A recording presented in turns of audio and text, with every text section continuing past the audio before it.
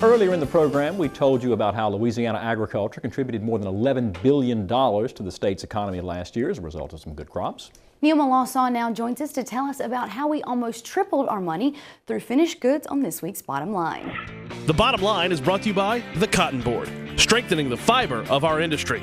Well, as you heard earlier, ag products in their raw form contribute more than $11 billion to the state's economy, but that's not even its final form. Dr. John Westra went on to say that when you start dining out or picking up lumber from Home Depot, say, for that new deck, the impact to the state's economy is almost tripled. The overall impact of the ag sector, when you include food and fiber, which is including all things that are processed and produced in our state, as well as transformed into food and frozen products, or lumber that's transformed into plywood and so forth, that's over $30 billion.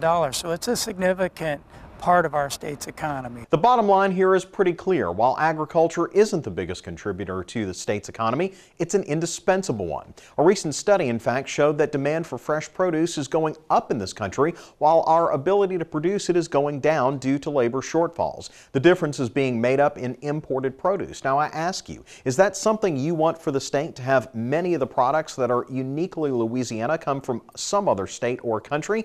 And guys, I'd say where the big impact is, you know, a lot of that tourism money that comes in. Sure, you're going to see sights and sounds, but you want to eat something. And that's the reputation we have in Louisiana, is how good our food is. So I think some of that money that counts towards tourism should count towards agriculture, really. And I bet you Commissioner Strain would agree, because I think you ask any tourist who comes to Louisiana, one of the reasons they're here is, like you said, for the food. Well, that about wraps it up for this week's TWILA show.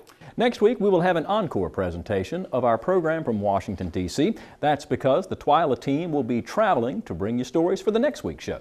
Avery Davidson will be on a bus with cattle ranchers from across Louisiana as they head to Texas to see what happens to their cattle after they're sold. AJ Sabine will be in Houston with the nation's top rice leaders, and you're going to be in Europe. What are you doing in Europe?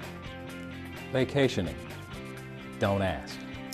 Well, until then, you can watch any of our stories on our Facebook page or on our website, twilatv.org. For Kristen Oakes and the entire TWILA team, I'm Michael Dana. Thanks for watching, everybody. Hope to see you again right here next week.